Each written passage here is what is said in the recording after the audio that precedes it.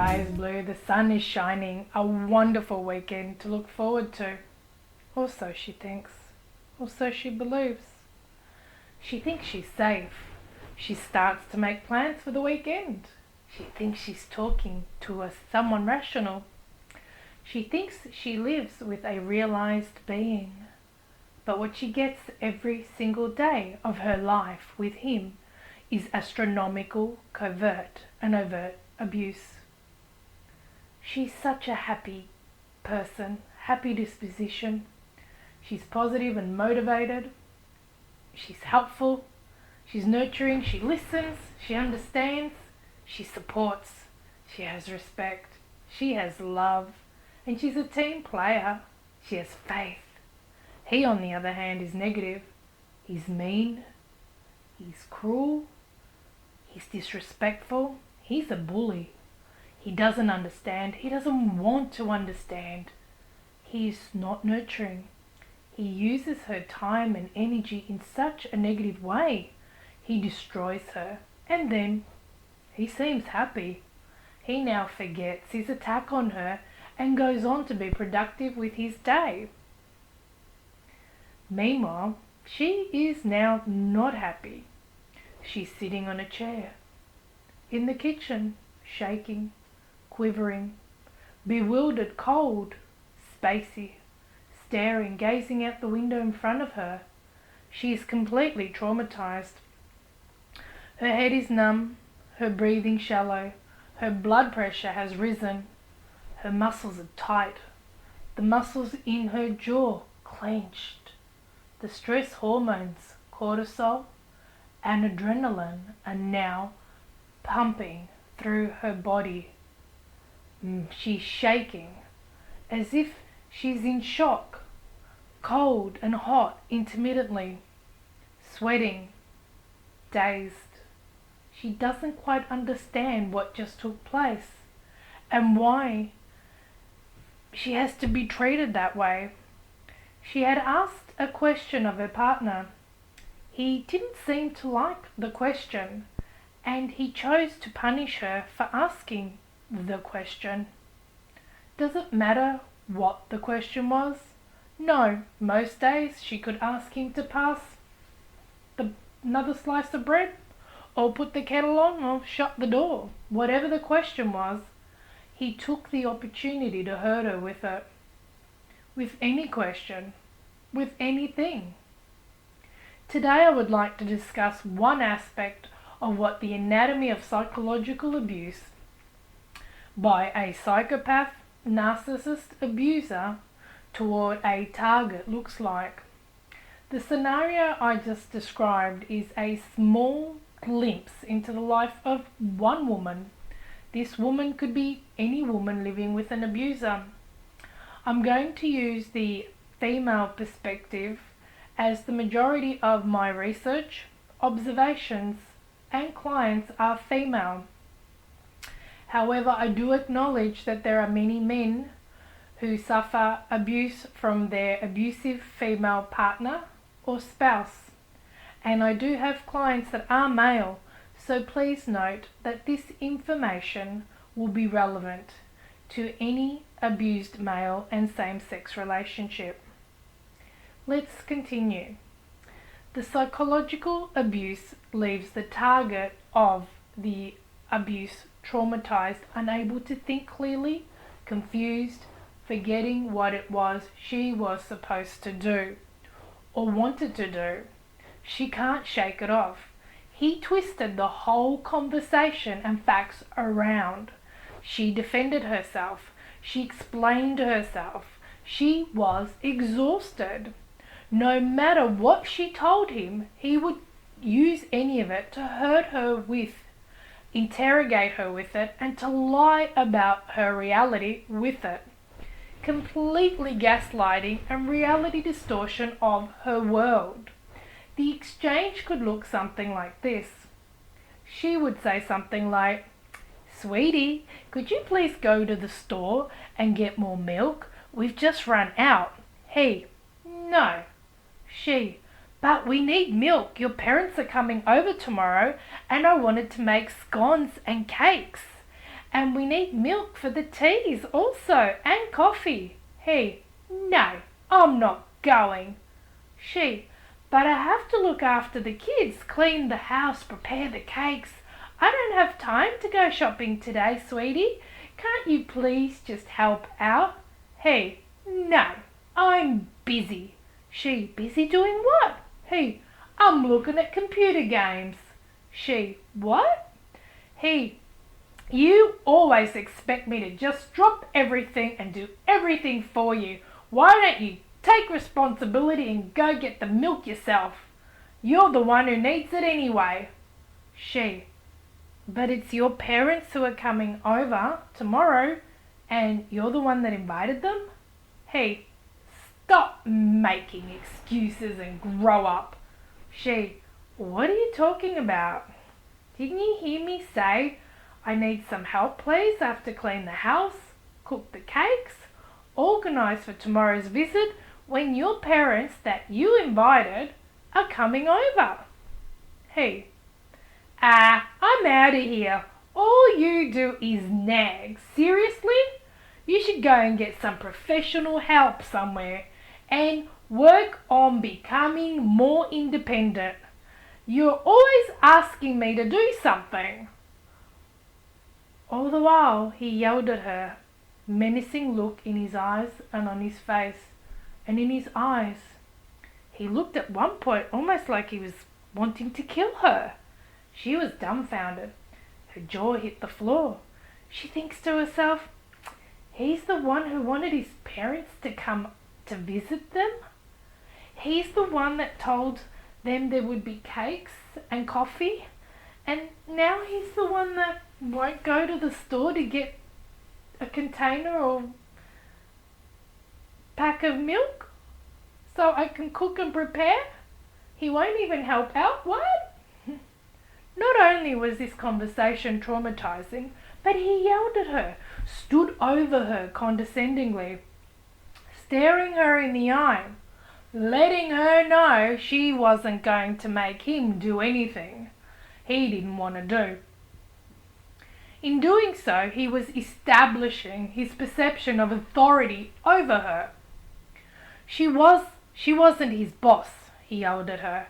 How dare she try and tell him what to do, and especially on a Saturday when he was playing his computer games. She can't live like this anymore, she thinks to herself. He doesn't think rationally. He blames her for everything and sabotages any plans that she has.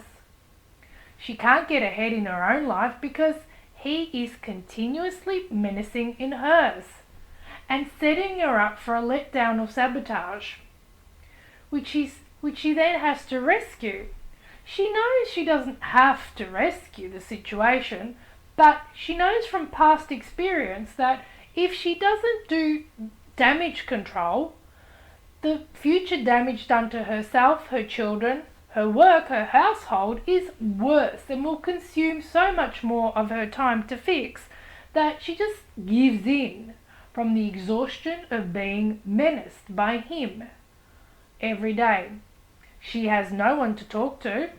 Her friends change the subject when she tries to discuss some of the concerns and dynamics that take place in her relationship.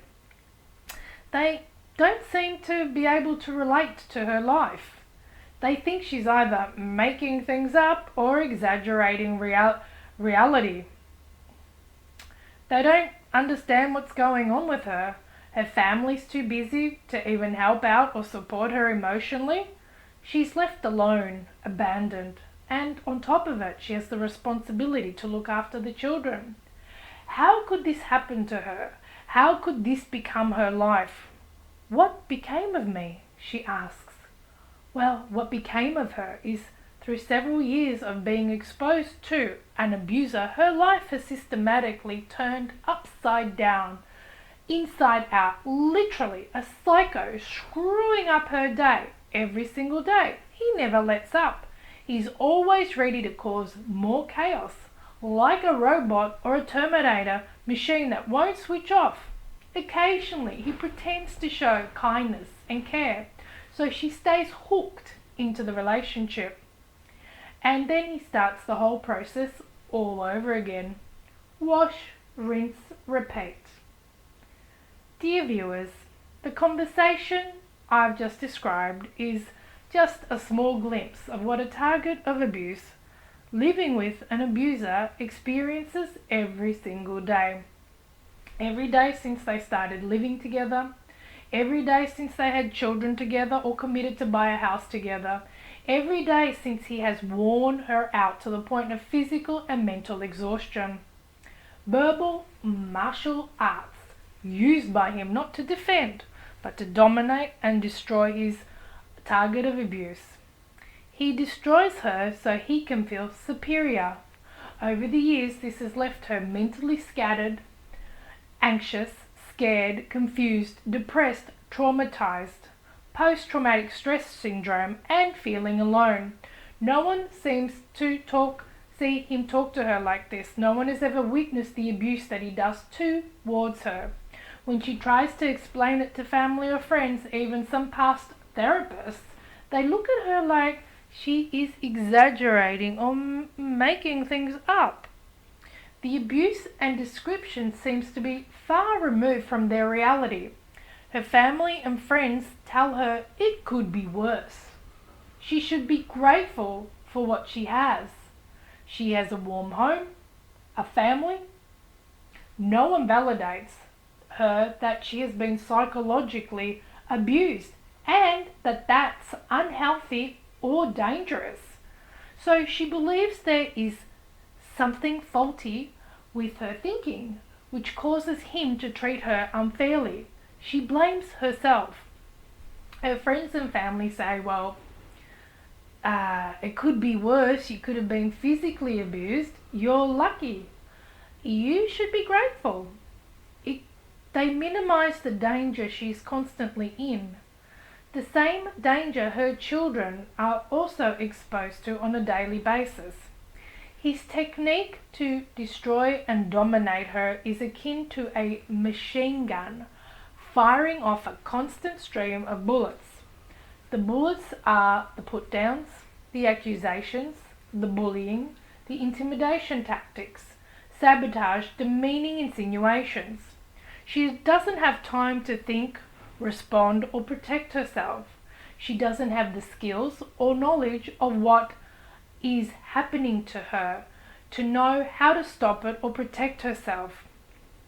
She's severely traumatized from years of exposure to such abuse. She's a shadow of her former self. From all the trauma, she forgets any plans she has made. She misses deadlines, appointments, even eating, shopping, or getting to work. The children don't get to wash or bed on time. She's a mess he creates and toys with whenever he feels like it. Demeaning her and psychologically injuring her further, he abuses, she becomes damaged, and then he finds pleasure in her damaged self. He is quite pleased with his work. What does she need? What does an abused person need? She needs a safe place. She needs not to be around such abuse, preferably a physical safe place. However, most targets of abuse don't have that luxury or choice. Therefore, there has to be another safe place, one she can create and get to, be that in her mind or in a room in the house she shares with her abuser, or the work environment. A place to retreat to for a few minutes or hours or days. Distance and perspective is key in disengaging from an abuser, an abusive attack, and the consequences of that attack. She needs to process, label, and analyze what just took place to make sense of it and realize it's not her fault she lives with such a deranged individual. She needs therapy. She needs to heal. Doing it on her own, reading books, do help, but only so much, and take a long time. A skilled therapist will identify her blockages and remove triggers. She needs a therapist that understands these dynamics and offers strategies and skills for her to protect herself and the children. She needs a place to discuss her fears, concerns, frustrations, her hopes and goals. She needs to reclaim her life and identity back. This is but a snapshot of what a target of abuse needs to regain strength and their sanity. She needs a community of others that will protect her, support her aspirations, validate her reality, and be there to give her strength when she needs it. Stay safe and sane, and I wish you many blessings.